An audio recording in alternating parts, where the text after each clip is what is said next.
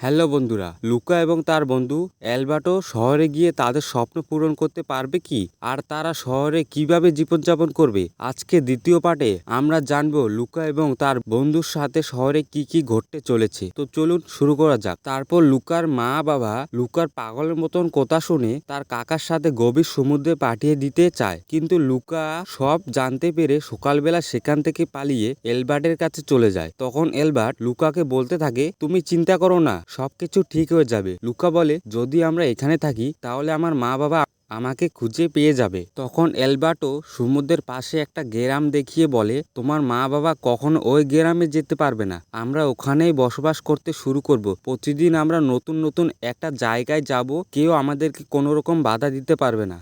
এগুলো বলতে বলতে লুকাকে তার নিজের আঁকা ছবিটি দেখায়, যেখানে তারা দুই বন্ধু স্কুটি নিয়ে ঘুরে বেড়াচ্ছে। এরপর তারা দুজনে জলের মধ্যে লাফ দিয়ে ও গ্রামের জন্য রওনা হয়। তারা কোনোভাবে ও গ্রামে প্রবেশ করে, কিন্তু শুরুর থেকে লুকা মানুষ থেকে অনেক বেশি ভয় পেয়ে যায়। কিন্তু অ্যালবার্টো তাকে সাহস দিয়ে পুরো গ্রাম ঘুরাতে থাকে। সারাদিন এদিকে সেদিকে ঘুরে তারা আইসক্রিম খাচ্ছিল। ঠিক তখনই লুকা ওখানে সামুদ্রিক দৈত্যদের মারার বিভিন্ন মূর্তি দেখতে পায়। এটা দেখে সে ভয়ে এলবার্টোকে বলে, বন্ধু চলো, এই জায়গা থেকে এখনই আমাদের চলে যেতে হবে। কিন্তু তখনই তারা দুজনে দেখে একটা ছেলে তাদের স্বপ্নের সেই স্কুটারটা নিয়ে চালাচ্ছে। এটা দেখে তারা একদম হা হয়ে দাঁড়িয়ে থাকে। আর ওখানে কয়েকটি ছেলে ফুটবল খেলছিল। লুকার কাছে ফুটবলটি আসলে সে ফুটবলটি মারলে সেটি গিয়ে সোজা স্কুটির মধ্যে পড়ে। এরপর স্কুটির মালিক এসে তাদেরকে হুমকি দিতে থাকে, আর এই ছেলেটির নাম হলো এরকল। সে তখন বলে, তোমরা কারা? এই শহরে তো তোমাদের কোনোদিন দেখিনি, তাছাড়া তোমাদের পোশাক দেখতে এরকম অদ্ভুত কেন? তখন কয়েকটি ছেলে এলবার্টোকে নিয়ে যায়। এরপর লুকাকে জলের মধ্যে ডুবোতে চায়। লুকা তখন অনেক ভয় পেয়ে যায়, কেননা তার শরীরে জল পড়লেই সবাই বুঝে যাবে সে আসলে মানুষ নয়। কিন্তু কপাল ভালো, তখনই কোনো একটি মেয়ে এসে তাদের বাঁচিয়ে নেয়। এই মেয়েটির নাম হলো জুলিয়া। এলবার্টো ও লুকাকে তখন জুলিয়া তার ভ্যানে তুলে বলতে থাকে, এর অ্যালকোহল আসলে একটা প্রতিযোগিতায় প্রচুর টাকা জিতেছিল, আর এই টাকা দিয়ে সে স্কুটিটি নিয়েছিল।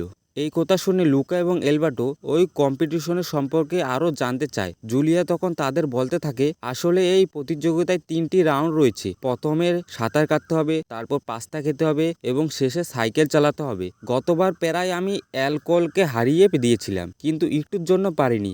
এবার আমি ঠিক এই প্রতিযোগিতায় জিতে যাব এবং প্রচুর টাকা জিতে যাব। তখন এলবার্টো ও লুকা টাকার কথা শুনে স্বপ্নের দেশে হারিয়ে যায়। তারপর তারা জুলিয়াকে বলে, চলো আমরা টিম হয়ে কাজ করি, যার ফলে আমরা খুব সহজে এই প্রতিযোগিতা জিতে যাব। প্রথম প্রথম জুলিয়া না বললেও কিন্তু পরে সে হ্যাঁ বলে, তাদের সাথে টিম হয়ে কাজ করতে চায়। সে তখন লুকাকে সাইকেল চালিয়ে দেখাতে বলে। লুকা তখন সাইকেল চালাতে গেলে সে ধাপাস করে পড়ে যায়, তবে সে আস্তে আস্তে সাইকেল চালানো একদম শিখে যায়। তো বন্ধুরা, লুকার সাথে অ্যাডভেঞ্চারটা আজকে এটুকুই। পরবর্তী পার্টের জন্য অবশ্যই আমাদেরকে সাবস্ক্রাইব করতে ভুলবেন না, এবং গল্পটি যদি আপনার মন ছুঁয়ে থাকে তাহলে সাবস্ক্রাইব করে আমাদের বন্ধু হতে ভুলবেন না। আমরা একসাথে আরও গল্প উপভোগ করব। ধন্যবাদ।